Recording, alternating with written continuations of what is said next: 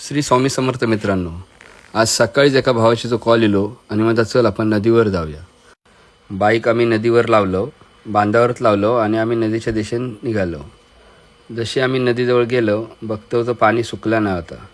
पाणी अजून सुकायचा बाकी होता. भरतेचा पाणी असल्यामुळे आम्ही हळूहळू पाण्यातूनच वाट काढत नदीत पोचलो. आम्ही इल्लो मुळे काढू. मुळे काही लोक शिंपले म्हणतात तर काही लोक त्याका तसरे म्हणतात. अशी वेगवेगळी नावं आहेत, पण आमच्या गावात आम्ही त्याका मुळेच म्हणतो. मुळे काढूक आम्ही पाण्यात उतरलो. पाणी खूप असल्यामुळे मी जरा मागेच रावले. समाधानाक मुळे गावाक चालू झाले. पुढच्या 2 मिनिटात माका पण एक मुळं भेटलो आणि ह्या मुळ्याच्या जीवावरच आमच्या गावात बरेच जणांचा उदरनिर्वाह चालत होतो आणि आता पण चालता.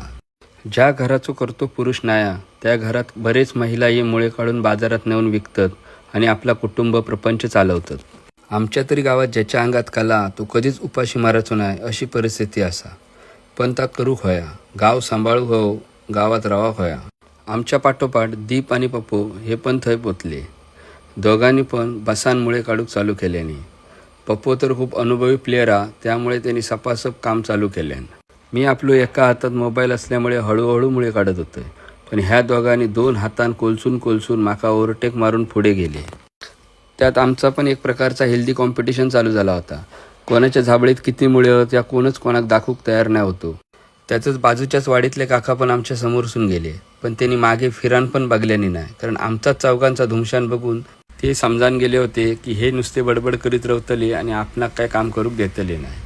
थोड्या वेळान माझी नजर जरा पुढे गेली तर बघते तर एक काका एका भोकात तार घालताना माका दिसले.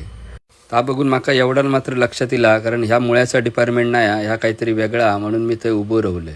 उभो राहून बघतोय तर त्यांनी हळूहळू हातान खड्डू मारूक चालू केल्यानी. हातान खड्डू मारून त्यांनी ती तार वर काढल्यानी आणि ती तोडय त्या तारेक धरून होती. ते त्यांनी 10-15 तोडय जमा केल्याने होते. तो त्यांचा तोड नसलेलो पराक्रम बघून मी पुढे गेलोय. समोरच बघतोय तर काय एक आमच्या बाजूचीच वाडीतली वहिनी सपासप जमिनीवर वार करून मुळे काढीत होती. कारण बायका नदीवर येताना एक सुरी आणि टोपली नक्की घेऊन येतात, कारण सुऱ्यान ते मुळे काढतात आणि टोपलीत जमा करतात. आणि झिलगे मात्र अर्ध्या कंबरभर पाण्यात उतरान मुळे काढतात.